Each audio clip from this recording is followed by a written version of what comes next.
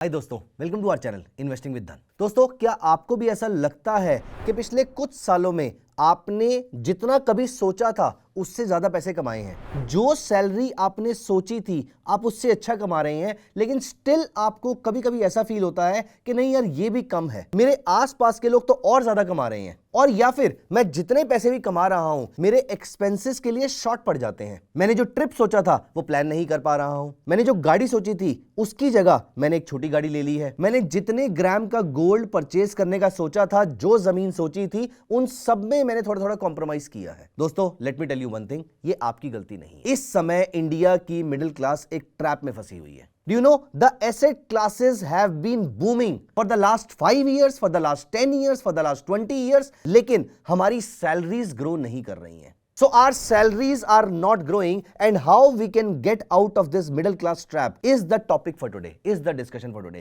Yes, ये एक traditional topic नहीं है जहां पर मैं आपके साथ स्टॉक्स के बारे में बात करूंगा। दोस्तों, आज मैं आपको बात करूंगा कि स्टॉक्स के कंपैरिजन में, गोल्ड के कंपैरिजन में, रियल एस्टेट के कंपैरिजन में हम कहां पर रह गए हैं। ये सारी चीजें बढ़ रही हैं। हम यहां पर इसी चैनल पे आपसे डिस्कशन करते आए हैं कि सारी चीजों के प्राइसेस बढ़ते जा रहे हैं और हमें उसका पार्टिसिपेंट बनना चाहिए, हमें उन प्रोडक्ट्स में इन्वेस्ट करना चाहिए। लेकिन क्योंकि हम मिडिल क्लास ट्रैप में फंसे हुए हैं और इन सब के प्राइसेस बढ़ते जा रहे हैं, तो ऐसे में हम क्या कर सकते हैं? दोस्तों, क्या सॉल्यूशन है हमारे पास, आज हम इस वीडियो में डिस्कशन करने वाले हैं। एंड सबसे important point, how we can get out of this middle class trap. हम कैसे इस मिडिल क्लास के ट्रैप से बाहर निकल सकते हैं, जहां पर हमें चीजें अफोर्डेबल लगना शुरू हो जाए, जहां पर हमें लगे कि हां, अब हमारी ग्रोथ भी हो चुकी है। जिस रेट से गोल्ड बढ़ रहा है उसी रेट से मेरी इनकम बढ़ रही है, या फिर उससे ज्यादा रेट से बढ़ रही है। कैसे इस ट्रैप से बाहर आया जाए, आज हम इस वीडियो में डिस्कस करने वाले हैं। लेकिन सबसे पहले मैं आपको बता दूं, हम यहां पर एसेट्स की बात कर रहे थे। दोस्तों, एसेट्स के प्राइसेस अगर मैं आपको यहां पर बताऊंगा तो let me show you through some charts here. ये देखिए, ये निफ्टी का चार्ट है।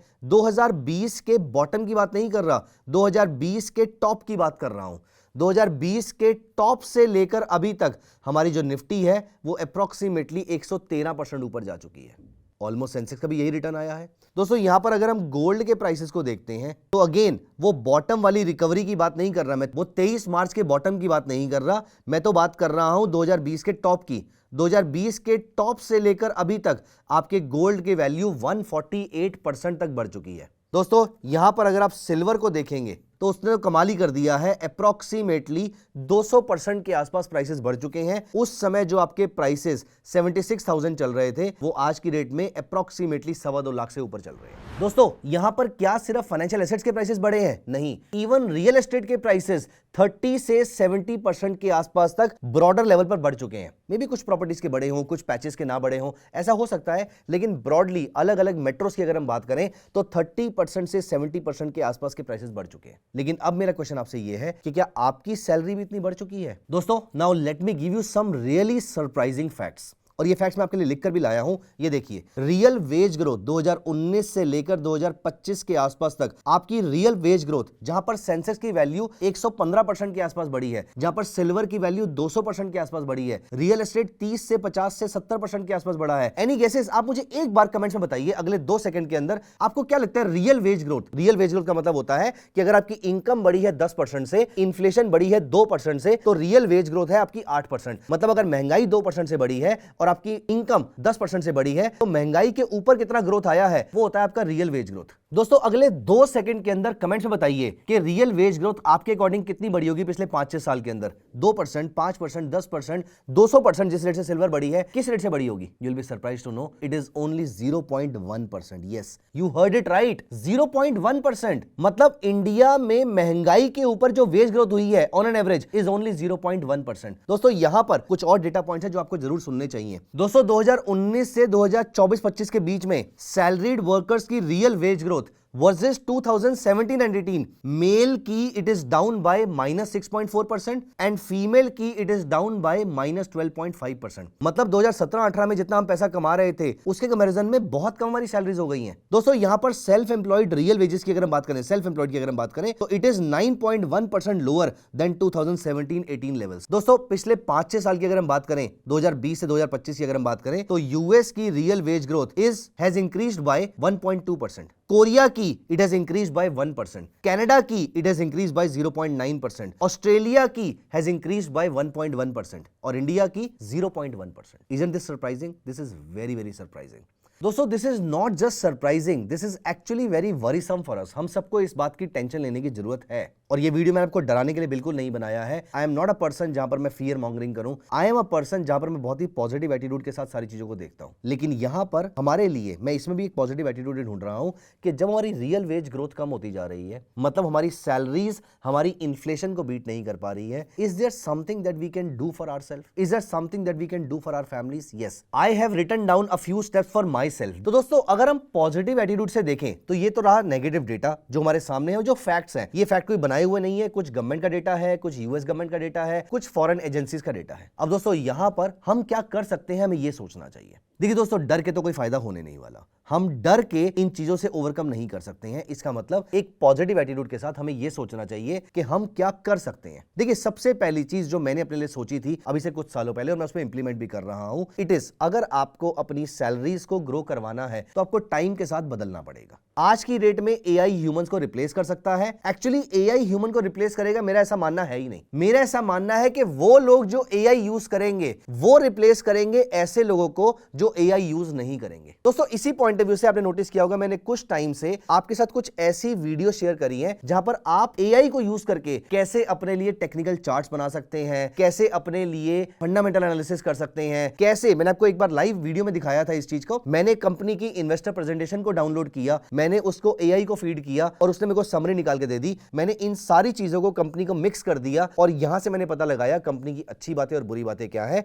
इस तरीके से आप एआई को यूज कर सकते हैं। दोस्तों ठीक उस तरीके से जैसे आप यहां पर देखेंगे, अगर आप धन के प्लेटफॉर्म को यूज करते आ रहे हैं रेगुलरली, तो आपको मालूम होगा कि धन के स्कैनएक्स पे हम जो न्यूज शेयर करते हैं, यहां पर देखिए आज मैं जब ये वीडियो कर रहा हूं तब उस समय भी हर 9 मिनट के अंदर या हर 4-5 मिनट के अंदर आपको यहां पर एक न्यूज देखने को मिल रही है। तो अभी 1 घंटे पहले दिलीप बिल्डकॉन की न्यूज आई थी, अभी 1 घंटे पहले अपोलो माइक्रोसिस्टम की न्यूज आई थी, 9 मिनट पहले येस बैंक की न्यूज आई थी, and so on and so fourth. ये सारी न्यूज एआई के थ्रू हम आपको रेगुलरली प्रोवाइड करते रहते हैं। तो दोस्तों पहली चीज तो आपको अपने आप को अपस्किल करना पड़ेगा।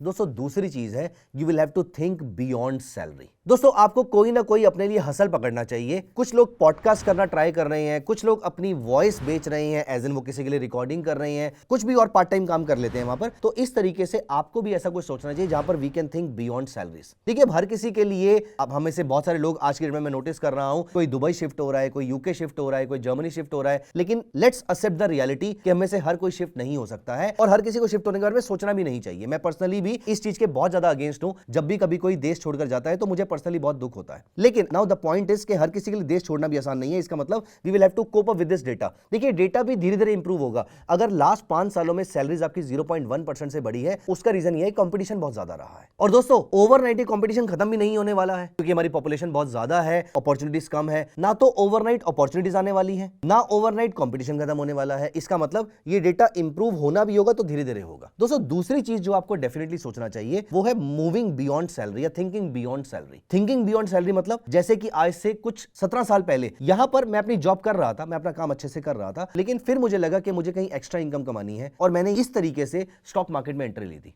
सबसे पहले मैंने टेक्निकल एनालिसिस सीखा, वहां से मैंने थोड़ी ट्रेडिंग सीखी, थोड़े पैसे कमाए, फिर मैंने वहां से फंडामेंटल एनालिसिस सीखना शुरू किया, फिर मैंने वहां से इकोनॉमिक एनालिसिस सीखना शुरू किया, फिर मैंने वहां पे थोड़ा सा क्वांट सीखा। आजकल मैं थोड़ा थोड़ा एल्गो सीख रहा हूं, एआई सीख रहा हूं। तो इसके थ्रू करते करते मैं अपने लिए अच्छे अच्छे ट्रेडिंग सिस्टम्स बनाता जा रहा हूं। आज मैंने अपने कुछ सिस्टम्स को एल्गो में डिप्लॉय कर दिया है, वो टाइम फ्री हो गया है, वो टाइम फ्री करके मैं उस टाइम को कहीं पर एआई सीखने के लिए यूटिलाइज कर रहा हूं। तो दोस्तों पहली चीज आपको अपने लिए कोई साइड हसल देखनी चाहिए। दूसरी, you should be thinking beyond your salary. वो चाहे स्टॉक मार्केट हो सकती है, वो चाहे रियल एस्टेट की मार्केट हो सकती है, या फिर वो और भी कोई मार्केट्स हो सकती है। दोस्तों third and a very very important thing, you will have to upskill yourself. वो चाहे एआई सीखकर होगा, वो चाहे मशीन लर्निंग सीखकर होगा, वो चाहे ट्रेडिंग में एल्गो ट्रेडिंग करने को लेकर हो सकता है, वो चाहे आपकी इन्वेस्टमेंट एल्गो के थ्रू हो सकती है। आप कुछ भी कीजिए, you will have to upskill yourself. और दोस्तों fourth and the last thing which is a very very important thing, आप कुछ भी कीजिए, आप अपना एक साइड हसल स्टार्ट कीजिए या मत कीजिए, you should be thinking beyond salary. आप इक्विटी मार्केट में इन्वेस्टमेंट कीजिए या मत कीजिए, आप अपस्किल कीजिए या मत कीजिए, लेकिन आपको अपनी लाइफस्टाइल वाले एक्सपेंसेस को कट डाउन करना या कंट्रोल करना डेफिनेटली सीखना चाहिए। आज की डेट में इंडिया ज्यादा वेस्टर्नाइज होता जा रहा है, जिसकी वजह से हम बहुत बड़े स्पेंडर्स होते जा रहे हैं। आपको मालूम है आज की डेट में while we are talking today, India's household savings rate, which was 11% almost a decade ago, is currently only 5.2%. इसका मतलब हमारे जो हाउसहोल्ड्स हैं वो बहुत ही खराब सेवर्स होते जा रहे हैं। आपको याद होगा 2008 के क्राइसिस में हमारी सेविंग्स ने हमें बचाया था, लेकिन आज की डेट में हमारा कल्चर भी मंडे टू फ्राइडे काम करके सैटरडे संडे को एंजॉय करने वाला होता जा रहा है, जिसकी वजह से हम अपनी सैलरी में से बहुत ही कम पोर्शन बचा पाते हैं, इसकी वजह से बहुत ही कम पोर्शन सेव कर पाते हैं। दोस्तों, हमेशा से जो डेफिनेशन रही है, लेट्स एक्सेप्ट कि इंडिया उसी डेफिनेशन पे खड़ा रहा है और हम आने वाले टाइम में उसी डेफिनेशन पे खड़े रहेंगे, विच इज जो आज की डेट में डेफिनेशन फॉलो हो रही है वो होती है income minus expenses equal to savings. दोस्तों, ये बिल्कुल गलत है। Income minus savings is equal to expenses. हमने आज तक पिछले 100 सालों में इसी डेफिनेशन से ग्रो किया है। हमने बड़े बड़े क्राइसिस को मात दे दी है सिर्फ इस बेसिक डेफिनेशन से कि income minus savings is equal to expenses. Salary आते ही पहले हम इन्वेस्ट करते हैं, उसके बाद जो पैसा आएगा उसको हम एक्सपेंस करते हैं। दोस्तों, लेट्स मेक श्योर कि डेफिनेशन ऐसी रहेगी। दोस्तों, अगले महीने से या अगला महीना भी क्यों, इसी महीने से आपकी 100 रुपए की आमदनी में से आपको एक्स अमाउंट, चाहे वो 30% हो, 40% हो, 25% हो, 20% हो, आपको सैलरी आते ही पहली तारीख को, जब भी आपकी सैलरी आती है उस डेट को आपने इस पैसे को साइड पर रख देना है और जितने पैसे आपके पास आएंगे आपने उसी पैसे को आगे स्पेंड करना है। और जितने पैसे आपने यहां पर साइड पे रखे थे, इस पैसे से आपको इन्वेस्टमेंट जरूर करनी है, क्योंकि जिस बात से वीडियो की शुरुआत करी थी उसी बात पे वीडियो को एंड करूंगा। निफ्टी की ग्रोथ रेट अप्रोक्सीमेटली 115% के आसपास की हुई है पिछले 5 सालों के अंदर। गोल्ड की ग्रोथ रेट अप्रोक्सीमेटली 150% के आसपास, 148% के आसपास की हुई है। सिल्वर की ग्रोथ रेट अप्रोक्सीमेटली 200% के आसपास की हुई है। रियल एस्टेट की ग्रोथ रेट अप्रोक्सीमेटली 50 से 70% के आसपास की हुई है। आपके आसपास जितने मर्जी फिजिकल और फाइनेंशियल एसेट्स देख लीजिए, सबकी वैल्यू बढ़ रही है। अगर कुछ नहीं बढ़ रहा है तो हमारी सैलरी, इसका मतलब यह है कि सैलरी में से कुछ पैसा इन एसेट्स की तरफ जाना चाहिए, उसके बाद ही आपका पैसा स्पेंड होना चाहिए। इन एसेट क्लासेस को सीखने के लिए हमने बहुत सारे वीडियोस आपके साथ पोस्ट करे हैं, जहां पर मैंने आपको बताया है कि आप स्टॉक्स में कैसे इन्वेस्टमेंट कर सकते हैं, गोल्ड में कैसे कर सकते हैं, सिल्वर में कैसे कर सकते हैं, और धन म्यूचुअल फंड्स के थ्रू आप कैसे इन सारे प्रोडक्ट्स को अपने पोर्टफोलियो में एक्यूमुलेट कर सकते हैं। दोस्तों, ETF is a beautiful way of investing. आपके पास गोल्ड का ETF है, सिल्वर का ETF है, ग्लोबल ETF है, इंडिया के ETF है, डेट मार्केट के ETF है। अगर आप खुद से इन्वेस्टमेंट कर सकते हैं तो large cap, mid cap, small cap stocks में कीजिए। नहीं कर सकते हैं तो ETF में कीजिए। वहां पर भी नहीं कर सकते तो म्यूचुअल फंड्स में कीजिए। लेकिन इनकम में से सबसे पहले 20, 25, 30% निकाल के इन्वेस्टमेंट करना स्टार्ट कीजिए। That was the learning for the day. Thank you so much guys. I hope आपको मजा आया होगा, कुछ सीखने को मिला होगा। अगर हाँ तो प्लीज कमेंट्स में बताइएगा। Thank you so much. Bye bye, take care. Investments in the securities market are subject to market risk. Read all the related documents carefully before investing.